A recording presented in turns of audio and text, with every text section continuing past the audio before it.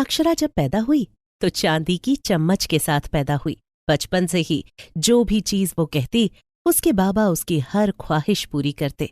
वैसे तो अक्षरा की बहुत सारी सहेलियां थी कॉलेज में, लेकिन मानसी उसकी बेस्ट फ्रेंड थी। गरीब घर की मानसी एक सीधी साधी लड़की थी और अक्षरा को हमेशा अच्छे और गलत के लिए समझाती रहती थी। एक बार अक्षरा जब मॉल में शॉपिंग कर रही थी और मानसी उसके साथ थी, तो वो एक ऐसी ड्रेस पसंद करने लगी जो उसके पास पहले से ही थी, बस उसका रंग अलग था। लेकिन मुझे समझ में नहीं आ रहा है कि तू पैसे खर्च करना क्यों चाहती है, जबकि ये ड्रेस तूने पिछले महीने ही खरीदी थी। यार, उसका रंग ग्रीन है, इसका पिंक है, कितना डिफरेंस है दोनों में। अक्षरा, जो मैं तुझे समझाने की कोशिश कर रही हूँ वो समझने की कोशिश कर। देख, तेरे पास ऑलरेडी ये ड्रेस है, बस रंग अलग है। क्या कहेंगे सब कि फिर यही ड्रेस पहनकर आ गई, बस रंग ही तो दूसरा है। देख, मेरी मम्मी तो कहती है कि इंसान को फालतू खर्च करना ही नहीं चाहिए। अच्छा बाबा, ठीक है, ये रखती, ले, अब तो खुश हो जा। अक्षरा वापस मुड़ने लगती है कि वहां पर काम कर रहे सेल्समैन तुषार से वो टकरा जाती है। तुषार उसे तुरंत ही संभाल लेता है। थैंक यू सो मच, आपने बचा लिया, वरना तो। ये कहकर अक्षरा ने जैसे ही तुषार की तरफ देखा वो उसे देखती ही रह गई। ब्लैक पैंट और सफेद कमीज में तुषार बहुत ही हैंडसम लग रहा था। थैंक यू बोल और चल। Are you okay ma'am? Oh yes yes, thank you so much. और जब दोनों सहेलियां बाहर आ जाती हैं तो अक्षरा मानसी से कहती है कि वो लड़का बहुत हैंडसम है और उसे लग रहा है कि उसे कहीं उससे प्यार ना हो जाए। हेलो मैडम, क्यों बेचारे की जिंदगी जहन्नुम बनाने वाली हो? ऐसा कुछ मत करना, तुम्हें पता है ना, तुम्हारे पापा कभी बर्दाश्त नहीं करेंगे कि तुम ऐसे गरीब लड़के को पसंद करो। गरीब? लेकिन यार, वो तो बहुत हैंडसम था। उसकी तरफ से ध्यान हटा लो, उस बेचारे की जिंदगी खराब हो जाएगी यार। तेरा कुछ नहीं जाएगा, तेरे पापा गरीबों को पसंद नहीं करते, तू जानती है ना, वो तो मुझे भी पसंद नहीं करते। अच्छा बाबा, मैंने तो बस बोला था कि वो मुझे अच्छा लगा। लेकिन अक्षरा तुषार के चेहरे को भूल ही नहीं पा रही थी। वो बहाने बहाने से मॉल जाने लगी और जब भी वो तुषार को देखती बस देखती ही रह जाती और उसे उससे प्यार हो गया। फिर एक दिन, क्या बात है मैडम, आज तो बड़ी सज धज कर आई हो, कितनी प्यारी लग रही है तू सूट में। हाँ मानसी, आज मैं एक बहुत बड़ा काम करने जा रही हूँ, तू मेरे साथ चल। लेकिन कहाँ? मुझे कुछ कपड़े खरीदने हैं, चल ना। फिर वो मानसी के साथ मॉल में आ जाती है। तुषार किसी ग्राहक को कपड़े दिखा रहा था।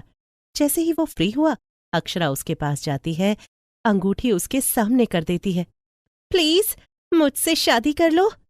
वहां पर आए हुए लोग, वहां के मेंबर और मानसी सब हैरान हो जाते हैं।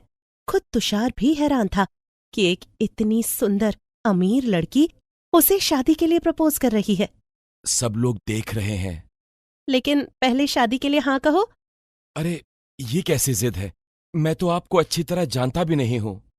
पर मैं तुम्हें जानती हूँ, तुम्हारा नाम तुषार है, तुम्हारे बाबा एक स्कूल में क्लर्क है और तुम्हारी माँ घर संभालती हैं। तुम्हारी एक छोटी बहन है जो 12वीं क्लास में पढ़ती है, तुम्हारा एक छोटा सा घर है और तुम्हारे पास एक कुत्ता भी है। इतना काफी है कि मैं तुम्हें जानती हूँ। प्लीज हाँ कर दो ना शादी के लिए, मैं ना नहीं सुनूंगी। तभी मानसी भागकर उसके पास आती है। ये तो क्या कर रही है? मैंने तुझे पहले ही समझाया था ना, और तुम्हारे समझाने का मुझ पर कोई असर नहीं हुआ। मैं तुषार से प्यार करती हूँ और बेहद प्यार करती हूँ। अच्छा, मुझे आपसे बात तो करने दीजिए। देखिए मैम, जितने की आप यहाँ से ड्रेस खरीदती है ना, उतनी तो मेरी सैलरी भी नहीं है। आपको देखकर ही लगता है कि आप करोड़पति घर की लड़की हैं। नहीं नहीं, यहाँ तुम्हारा अंदाजा गलत है, हम लोग अरबपति हैं। लेकिन मैं इस दिल का क्या करूं जो तुम पर आ गया है, तुम्हारे साथ रहना चाहता है। उस समय तुषार उसे समझा बुझाकर वहां से भेज देता है, लेकिन रोज रोज अक्षरा वहां पर पहुंच जाती और तुषार का नौकरी करना भी मुश्किल हो गया था और कहीं न कहीं वो भी अब अक्षरा को पसंद करने लगा। फिर एक दिन उसने अक्षरा को हाँ कह दी और ये सुनकर वो बहुत खुश हुई। फिर दोनों ने मंदिर में शादी कर ली और उन दोनों की शादी की गवाह मानसी बनी। और इस तरह अक्षरा, जो एक अरबपति बाप की इकलौती औलाद थी, तुषार के गरीब घर में आ गई। और जब ये बात उसके पापा को पता चली तो वो अपने कुछ आदमियों के साथ तुषार के घर आते हैं। ये तुमने क्या किया अक्षरा? तुम्हें जरा भी मेरी इज्जत का ख्याल नहीं आया? मैं इस शादी को नहीं मानता। चलो मेरे साथ। पापा, आपके मानने से क्या होता है? मेरी शादी तुषार के साथ हो चुकी है और यकीन ना आए तो ये देखिए सर्टिफिकेट। ये तुमने अच्छा नहीं किया। आज से तुम मेरे लिए मर गई और मैं तेरे लिए मर गया। ये कहकर वो गुस्से में वहां से चले गए। अक्षरा अपनी गरीब ससुराल में एडजस्ट करने की कोशिश करने लगी। एक दिन जब मानसी उससे मिलने के लिए उसके ससुराल आई। और करो प्यार, और करो शादी। हालत देख रही हो तुम अपनी? कभी पहने हैं इतने सस्ते कपड़े? क्या हालत हो गई है तुम्हारी। मुझे तो लगता है तुमने कई दिनों से पार्लर का मुंह भी नहीं देखा है। तुम तो जानती ही हो तुषार की सैलरी इतनी नहीं, घर चल पाता है बस इतना ही बहुत है। तुषार ने तो अपने बाबा से भी कह दिया है कि वो घर खर्च बिल्कुल भी नहीं करेंगे, वो बस छोटी के लिए पैसे इकट्ठा करेंगे। तुम्हें नहीं लगता अक्षरा, तुम जानते बूझते एक बड़ी खाई में गिर गई हो? हाँ, कभी कभी मुझे लगता है कि मैंने बहुत जल्दबाजी दिखाई, लेकिन मैं तुझे क्या बताऊं, सब लोग यहाँ पर कितने अच्छे हैं। तुषार के बाबा और माँ मुझे बिल्कुल बेटियों की तरह रखते हैं। छोटी के रूप में मुझे एक छोटी बहन मिल गई है। और तुषार, वो तो मेरा इतना ध्यान रखते हैं कि मैं क्या बताऊं तुझे। अब ये गरीब ससुराल ही मुझे बहुत अच्छा लगता है। चल, मैं ये बात मान लेती हूँ कि तू बहुत खुश है, लेकिन मुझे लगता है अक्षरा, तूने बहुत जल्दबाजी की। तुझे बहुत अच्छा घर मिल सकता था, पर तुषार तो नहीं मिलता ना। बाहर दरवाजे पर खड़ा तुषार ये बातें सुन लेता है और उसे खुशी होती है कि अक्षरा उससे इतना प्यार करती है। मुझे इसके लिए कुछ करना चाहिए। आखिर इसके भी तो कितने सारे अरमान हैं। अभी तुषार ये सब सोच ही रहा था कि तभी मैनेजर का फोन आता है और वो तुषार से कहता है कि उसे जॉब से निकाल दिया गया है। और ये सुनते ही तुषार परेशान हो जाता है। वो घर के अंदर आता है। अरे, आप आ गए? चलिए, मैं आपके लिए चाय बनाकर लाती हूँ। हेलो जीजा जी, कैसे हैं आप? मैं ठीक हूं मानसी, तुम कैसी हो? मैं भी ठीक हूँ। अच्छा अक्षरा, मैं चलती हूँ, बहुत देर हो गई है। ये कहकर मानसी वहां से निकल जाती है और तभी तुषार अक्षरा को बताता है कि उसकी नौकरी चली गई है। मानसी अपना सामान वहीं पर ही भूल गई थी। जब वो वापस लेने के लिए आती है तो तुषार को ये बात कहते हुए सुन लेती है, फिर अपना सामान लेकर चली जाती है। हाँ, ये सब क्या हो गया मेरी सहेली के साथ? मेरे हर सुख दुख में अक्षरा ने मेरा बहुत साथ निभाया है। मुझे भी इस दुख की घड़ी में उसका साथ निभाना होगा। क्या मुझे जाकर अक्षरा के पापा से बात करनी चाहिए? उन्हें समझाना चाहिए कि उनकी इकलौती बेटी कितनी परेशान है। अब नहीं नहीं, इतनी जल्दी नहीं, पहले देखती हूँ, क्या पता तुषार को कहीं अच्छी जगह नौकरी मिल ही जाए। देखते ही देखते 1 महीना निकल जाता है। मानसी चुपके चुपके अक्षरा की खबर रख रही थी। उसे पता चल गया था कि तुषार को नौकरी नहीं मिली है और तुषार के बाबा रिटायर हो रहे हैं। अक्षरा की हालत बहुत ही बुरी हो रखी थी। वो अब पहले की तरह खुश नहीं थी। फिर एक दिन मानसी सुबह ही घर से निकल जाती है और सीधा अक्षरा के पापा के पास जाती है। अंकल, नमस्ते। मैं जानती हूँ आप मुझे पसंद नहीं करते हैं क्योंकि मैं एक गरीब घर की लड़की हूँ, लेकिन अक्षरा से तो आप बहुत प्यार करते थे और शायद आज भी करते होंगे। फिर आप अपनी बेटी को गरीबी की हालत में कैसे देख सकते हैं? ये सब बातें तुम मुझसे क्यों कह रही हो? जाकर अपनी सहेली से पूछो, उसी ने अपने लिए गरीब ससुराल चुना है। अगर अक्षरा इतनी समझदार होती तो वो ऐसा फैसला कभी नहीं करती। उससे गलती हो गई है। लेकिन एक बात मैं पूरे दावे के साथ कह सकती हूँ कि तुषार से अच्छा लड़का उसे कहीं नहीं मिल सकता था, जो उसे खुश रखने के लिए नौकरी न होने के कारण आज बेलदारी तक कर रहा है। देखिए अंकल, ये आपका पारिवारिक मामला है, लेकिन जब मुझे अक्षरा के दुख से दुख हो रहा है तो वो तो फिर आपकी बेटी है। आपको बताना मेरा फर्ज था, बाकी आपकी मर्जी। ये कहकर मानसी वहां से चली आती है और अक्षरा के पापा अक्षरा के गरीब ससुराल की जांच पड़ताल करवाते हैं और उन्हें फिर पता चलता है कि वो लोग सफेद पोश लोग हैं और तुषार के पास नौकरी नहीं है, इसलिए वो बेलदारी कर रहा है। छुट्टी का दिन था, सभी लोग घर पर थे और अक्षरा सबके लिए चाय बना रही थी कि तभी उसके पापा उस छोटे से घर में आते हैं। अक्षरा भागकर अपने पापा के गले लग जाती है। पापा, क्या आपने मुझे माफ कर दिया? क्या करूं बेटा, मैं तो बाप हूं। औलाद की गलतियों को माफ करना ही पड़ता है। और फिर तेरी माँ मुझे दिन रात कितनी बातें सुनाती है। मुझे माफ कर दो पापा, मैंने आपका दिल दुखाया, लेकिन मेरा यकीन मानिए, मैं यहाँ बहुत खुश हूँ। सब लोग मुझे बहुत प्यार करते हैं। हाँ मेरी बच्ची, मुझे सब पता है। मैंने सारी जांच पड़ताल कर ली है और मैं तुम्हारे फैसले से खुश हूं। जहां मेरी बेटी का ख्याल रखने वाले इतने लोग हैं, मुझे लगता है तेरी ससुराल वाले बहुत अच्छे हैं। तुषार के घर वाले सभी लोग अक्षरा के पापा का बहुत स्वागत करते हैं। अक्षरा के पापा उन सबको रात के खाने पर इनवाइट करते हैं। रात को जब सब लोग अक्षरा के घर जाते हैं तो उसकी ससुराल देखकर हैरान हो जाते हैं और अक्षरा कितनी अमीर है ये देखकर चौंक जाते हैं। कितने दिनों बाद मैं अपनी बेटी को देख रही हूँ। कैसी है मेरी बच्ची? मैं ठीक हूँ माँ, तुम कैसी हो? अक्षरा के माँ बाप सबका बड़ा स्वागत करते हैं। सब लोग बैठकर रात का खाना खाते हैं और उसके बाद अक्षरा के बाबा ऐलान करते हैं। देखिए भाई साहब, जो कुछ भी बच्चों ने किया वो उनका फैसला था, लेकिन अगर हम अपनी बेटी की शादी करते तो न जाने क्या क्या देते। और मैं बड़े दिल से अपने दामाद को अपनी कंपनी में काम करने का ऑफर दे रहा हूं। अक्षरा के अलावा हमारा तो कोई है ही नहीं। जो कुछ भी है अब इन दोनों ने ही संभालना है। पहले तुषार मना करता है, लेकिन जब उसके माँ बाप समझाते हैं कि जिस तरह अक्षरा हमारी बेटी बन गई है, तुम्हें भी इनका बेटा बनना होगा, तो तुषार हाँ कह देता है। और मानसी को जब इस बारे में पता चलता है तो वो बहुत खुश होती है कि उसकी अमीर सहेली का गरीब ससुराल भी अब अमीर हो गया है।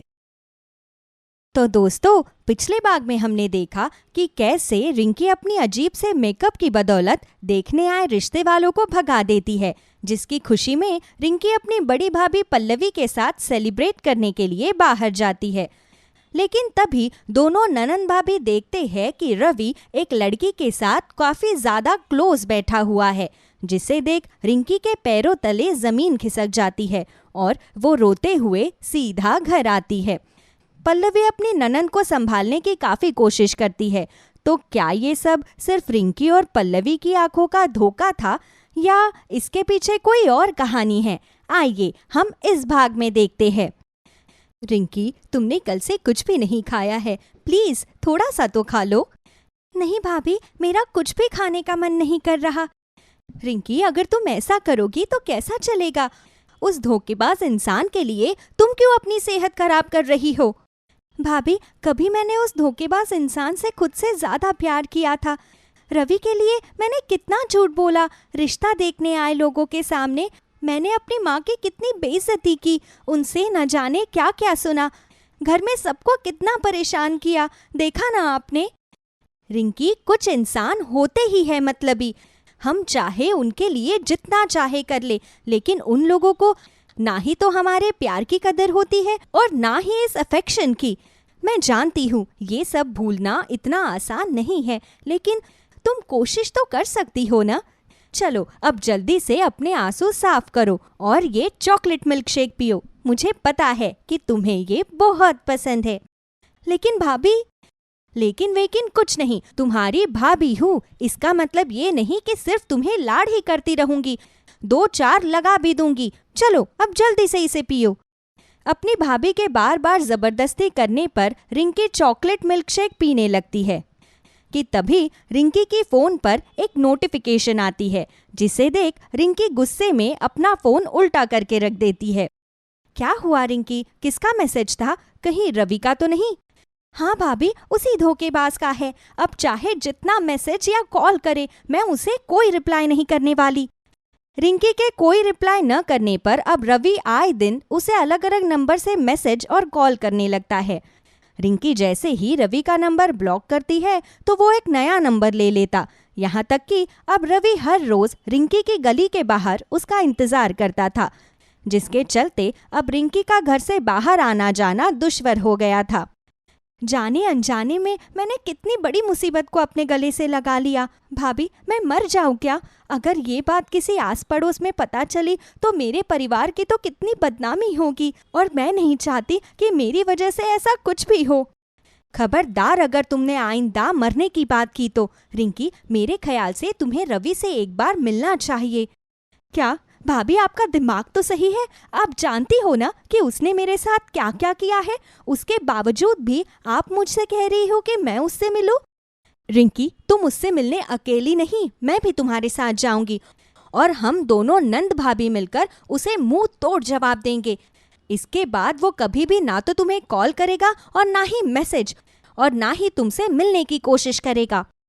रिंकी को अपनी भाभी की बात काफी हद तक सही लगती है, और अगले दिन ही अब दोनों नंद भाभी रवि से मिलने के लिए एक रेस्टोरेंट में जाते हैं। क्यों बुलाया है तुमने मुझे यहाँ? रिंकी, क्या हुआ तुम्हें? तुम क्यों मुझसे दूर जा रही हो? आखिर मेरा कसूर क्या है? मेरी नंद की जिंदगी बर्बाद करके पूछ रहे हो कि तुम्हारा कसूर क्या है? शर्म नहीं आई तुम्हें मेरी नंद को धोखा देते हुए? धोखा? कैसा धोखा रिंकी? मुझे कुछ भी समझ में नहीं आ रहा। हाँ, अब तो तुम अनजान बनने की कोशिश करोगे ही। 2 हफ्ते पहले तुम मूवी टाइम थिएटर में एक लड़की के साथ चिपक कर बैठे हुए थे। शर्म नहीं आई तुम्हें मुझे धोखा देते हुए? आखिरकार क्या कमी रह गई थी मेरे प्यार में? रिंकी की बात सुन रवि एकदम से हंस पड़ता है, जिसे देख रिंकी, देखा भाभी, कितना बड़ा बेशरम इंसान है, इसलिए मैं नहीं मिलना चाह रही थी इससे। चलिए यहाँ से। अरे रुक जाओ बाबा, अगर मैंने तुम्हें अपने हंसने का रीजन बताया तो तुम भी हंसने लगोगी। इतना कहकर रवि अपनी जेब से फोन निकालता है और उसमें एक लड़की की फोटो रिंकी और पल्लवी को दिखाते हुए कहता है, यही ना कि वो लड़की जिसको तुमने मेरे साथ देखा था? यही है मेरी सौतन। अरे बाबा, ये तुम्हारी सौतन नहीं बल्कि तुम्हारी होने वाली ननद है। ये मेरे मामा की बेटी कनिका है। उस दिन इसका अपने बॉयफ्रेंड के साथ ब्रेकअप हो गया था, इसीलिए मैं इसका मूड फ्रेश करने के लिए मूवी थिएटर ले गया था, और उसी टाइम आप लोगों ने मुझे उसके साथ देख लिया और उसे मेरी गर्लफ्रेंड समझ बैठे। अच्छा, तो कौन सा भाई अपने बहन के साथ इतना क्लोज होकर बैठता है? तुम हमें पागल मत बनाओ। पल्लवी की बात सुन रवि उन दोनों को एक और फोटो दिखाता है। ये देखिए, मेरी कजन कनिका मुझे राखी बांध रही है। अब चाहे लड़का कितना भी बड़ा प्लेबॉय क्यों ना हो, लेकिन वो अपनी गर्लफ्रेंड से राखी तो नहीं बंधवाएगा ना। रवि की बात सुन और फोटो को देखकर अब दोनों नंद भाभी को रवि पर विश्वास हो जाता है। आई एम सॉरी रवि, एक गलतफहमी के चक्कर में मैंने तुम्हें न जाने क्या क्या कह दिया। मुझे तुमसे इस बारे में बात करनी चाहिए थी। हाँ रवि, रिंकी बिल्कुल ठीक कह रही है, मैंने भी तुम्हें कितना गलत समझा। कोई बात नहीं, अगर मैं रिंकी की जगह होता तो शायद मैं भी ऐसा ही समझता, लेकिन हमेशा आंखों देखी बात सच नहीं होती। रवि की बात सुनकर रिंकी उसके गले लग जाती है और अब नंद और उसके बॉयफ्रेंड का दोबारा से पैचअप हो जाता है, जिसे देख पल्लवी काफी खुश हो जाती है। रवि से मिलने के बाद रिंकी अपनी भाभी के साथ वापस घर आ जाती है, जहां रवि की बातों को सच मानकर दोनों नंद भाभी काफी खुश थी। वहीं दूसरी तरफ रवि, कितना आसान था ना इन दोनों भाभी और ननद को बेवकूफ बनाना। You're right बेबी, अच्छा हुआ तुमने उस दिन मुझसे झूठी राखी बंधवाते हुए फोटो ले ली थी। आज वो फोटो तुम्हारे कितने काम आई। वैसे रवि, तुम उस रिंकी से कहीं सच में प्यार तो नहीं करते हो ना? ऐसा तो नहीं कि तुम हम दोनों को चला रहे हो? नहीं बेबी, आखिरकार उस रिंकी में ऐसा है क्या जो मैं तुम्हें छोड़कर उसके पास जाऊंगा? मैं तो बस उसके साथ उसके पैसों के लिए हूं। अब देखना, मैं उससे शादी का झांसा देकर घर से ज्वेलरी और पैसे लेकर भागने को कहूंगा, और जैसे ही वो ज्वेलरी पैसे लेकर मेरे पास आएगी, मैं उससे सब कुछ छीन लूंगा और तुम्हारे साथ एक नए शहर में जाकर एक नई जिंदगी की शुरुआत करूंगा। रवि एक गोल्ड डिगर लड़का होता है और वो सिर्फ रिंकी के पैसों के लिए उसके साथ होता है, लेकिन अब तो रिंकी रवि पर आंख बंद करके भरोसा करने लगी थी। इसलिए जब रवि उसे घर से भगाने की बात करता है तो रिंकी बिना कुछ सोचे समझे हाँ कर देती है और आकर सारी बात अपनी भाभी को बताती है। रिंकी, तुम और रवि बहुत जल्दबाजी कर रहे हो। कल तक तो रवि इतनी जल्दी शादी के लिए तैयार नहीं था और आज वो तुम्हें भगाकर शादी करने की बात कर रहा है। भाभी, आप तो जानती ही हो कि माँ कभी भी मेरे और रवि के रिश्ते को स्वीकार नहीं करेगी, इसलिए हम भागकर शादी करेंगे और सीधा घर आ जाएंगे। मैं जानती हूँ माँ मुझे 2-4 गालियाँ ज़रूर देंगी, लेकिन आखिरकार मैं उनकी बेटी हूँ, वो मुझसे कब तक गुस्सा रहेगी। रिंकी के समझाने पर पल्लवी उसका साथ देने के लिए हाँ कर देती है। रिंकी ने सारा सामान पैक कर दिया था और वो आज रात रवि के साथ भागने वाली थी। रिंकी, एक बार फिर से सोच लो, तुम जो कदम उठाने जा रही हो उसके लिए श्योर हो ना? हाँ भाभी, मैं 100% श्योर हूँ। अब आप जल्दी से ऑफिस जाइए, वरना शाम को मेरी शादी में कैसे आ पाएंगी। पल्लवी हर रोज की तरह ऑफिस के लिए निकल जाती है। बस स्टैंड पर खड़ी होकर पल्लवी बस का वेट कर रही होती है कि तभी सामने बने पार्क पर पल्लवी की नजर जाती है, जहां रवि और कनिका बैठे हुए थे, जिसे देख पल्लवी चुपके से उनके पास जाती है और झाड़ियों के पीछे खड़ी हो जाती है। बस आज की रात कनिका डार्लिंग, जैसे ही रिंकी पैसे और गहने लेकर आएगी तो मैं उसे मंदिर ले जाऊंगा और किसी भी चीज का बहाना करके उसे वहीं छोड़ाऊंगा और आज रात की 10 बजे की ट्रेन से हम अपने सपनों के शहर के लिए निकल जाएंगे। अच्छा, तो बात ये है। शक तो मुझे इस पर पहले से ही था। अब बताती हूँ इसे, मेरी नंद को धोखा देगा, अब तो तेरी खैर नहीं बच्चू। पल्लवी अपने फोन से रवि और कनिका की सारी बातों को रिकॉर्ड कर लेती है और जल्दी से मैसेज करके रिंकी को पार्क में बुलाती है। रवि जैसे ही रिंकी को देखता है तो वो फौरन कनिका से दूर हो जाता है। ये कनिका है ना? ये तुम्हारे साथ यहाँ क्या कर रही है? वो मैंने तुम्हें बताया था ना कि इसका ब्रेकअप हुआ है। जब से इसका बॉयफ्रेंड इसे छोड़कर गया है तब से बेचारी काफी उदास रहती है, इसीलिए मैं उसे पार्क में लेकर आया था। बस करो रवि, बहुत हुआ तुम्हारा ड्रामा। उस दिन थिएटर और आज पार्क। रिंकी, मैं तुझे इसकी असलियत बताती हूँ। पल्लवी अपनी रिकॉर्ड की हुई वीडियो रिंकी को दिखाती है, जिसे देख रिंकी को रवि की सारी असलियत के बारे में पता चल जाता है और वो गुस्से में रवि को एक जोरदार थप्पड़ मारती है, जिसे देख कनिका, तुम्हारी हिम्मत कैसे हुई मेरे बॉयफ्रेंड को हाथ लगाने की? चुप कर चुड़ैल, इसे तो थप्पड़ मारा है, तेरा तो मुंह नोच लूंगी। मेरी हाइट पर मत जा, भले ही 5 फुट की हूँ, लेकिन मेरा हाथ 10 फुट का है, समझी? और तू चिमकांडी से शक्ल के आदमी, ना तेरे पास लुक्स है और ना ही तेरे पास पैसा है और ना ही लॉयल्टी। मैंने तुझ जैसे इंसान पर अपना प्यार, अपना भरोसा, अपना वक्त जाया किया। अगर इतना मैं गली के किसी आवारा कुत्ते के लिए भी करती ना, तो वो भी मेरा पालतू बन जाता। अब खड़े खड़े यहाँ मेरा मुंह क्या देख रहा है? चला जा यहाँ से, वरना धोखेधाड़ी का ऐसा केस ठोकूंगी कि जिंदगी भर दोनों के दोनों चक्की पीसते रहोगे। जाओ यहाँ से। रिंकी का ऐसा रुद्र रूप देखकर रवि और कनिका के साथ साथ पल्लवी भी काफी हैरान हो जाती है। रवि और कनिका जल्दी से वहां से निकल जाते हैं। रिंकी, तुम ठीक तो हो ना? जिसने आज तक कभी ऊंची आवाज में बात नहीं की, वो आज चंडालिका कैसे बन गई? भाभी, बनना पड़ता है। मैं तो और सुनाने वाली थी, वो तो बस पब्लिक एरिया है इसलिए चुप हो गई। मुझे तुम्हारे लिए काफी बुरा लग रहा है रिंकी। देखो, तुम ऐसा वैसा कुछ मत करना, मैं तुम्हारे साथ हूँ। अरे भाभी, मैं ऐसा वैसा क्यों करूँगी, वो भी इस कनखजूरे के लिए? अब तो मैं अपनी मर्जी से और अच्छे से जिंदगी जीऊंगी। चलो, अब इस बात पर आपको मेरी तरफ से ट्रीट मिलती है। रिंकी पल्लवी को एक कैफे में ले जाती है, जहां अब दोनों नंद भाभी अच्छे से ब्रेकअप पार्टी को एंजॉय करती है। आखिरकार रिंकी को उसके बॉयफ्रेंड रवि की असलियत के बारे में पता चल गया था, जिसे वो अच्छा खासा सुनाकर अपनी जिंदगी से लात मारकर भगा देती है और अब पहले की तरह अपनी लाइफ को एंजॉय करने लगती है। तो आखिरकार नंद के बॉयफ्रेंड और इस सौतन का चैप्टर तो यहाँ क्लोज हुआ, लेकिन क्या जेठानी देवरानी के बीच में मनमुटाव कभी खत्म हो पाएंगे, या शांति अपनी छोटी बहू साक्षी की तरह अपनी बड़ी बहू पल्लवी को भी प्यार करेगी, या अब इस परिवार की जिंदगी में और क्या क्या स्यापे आने वाले हैं, इसे जानने के लिए बने रहिए हमारे साथ।